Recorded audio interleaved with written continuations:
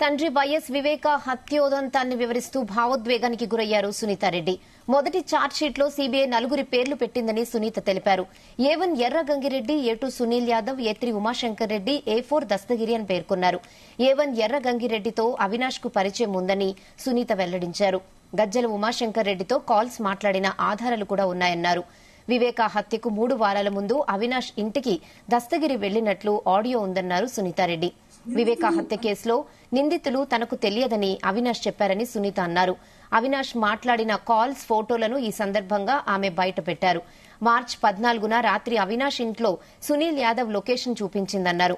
ఉమాశంకర్ రెడ్డి ఇంటికి కూడా హత్యకు ముందు తర్వాత సునీల్ వెళ్లారన్నారు. నిందితులంతా అవినాష్ ఇంట్లో ఉన్నట్లు సీబీఐ గుర్తించిందన్నారు. అవినాష్, భాస్కర్ రెడ్డితో కిరణ్ యాదవ్ ఉన్న ఫోటోలను కూడా తన పవర్ పాయింట్ ప్రెజెంటేషన్లో సునీత చూపించారు.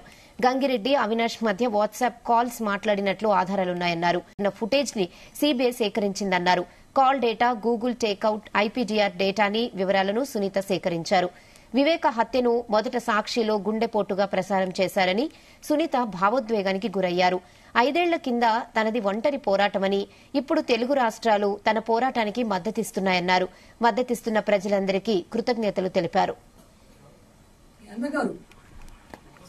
చాలా ప్రేమించి మీ అన్నగారు ఎవిడెన్స్ సిబిఐ చెప్తుంది, నేను కాదు.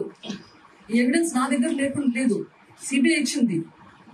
ఇంత ఎవిడెన్స్ పెట్టుకొని అంతగా ప్రేమించిన మీ అన్నగారి గురించి పట్టించుకోకుండా మీరు సిబిఐ నిందితుడు అని చెప్తున్నారు. నేను కాదు, సిబిఐ నిందితుడు అని చెప్తున్నారు. వాళ్ళ పక్కన కూర్చొని కొత్తాసు పలకడం మీ ప్రేమను చాలా బాగా చూపిస్తుందండి. గారు, Avinash Reddy motive to do this is the question. Again, motive ఏదైనా కానీ ఫస్ట్ ఆఫ్ ఆల్ ఆ మనిషి చెప్తే తప్ప కన్ఫర్మ్ గా ఎవరికి తెలియదు. Nobody will know what the true motive is until the person who actually did it tells you. Based on the circumstances, we can come up with explanations to this is possible motive. Okay. Now, why is Vivekananda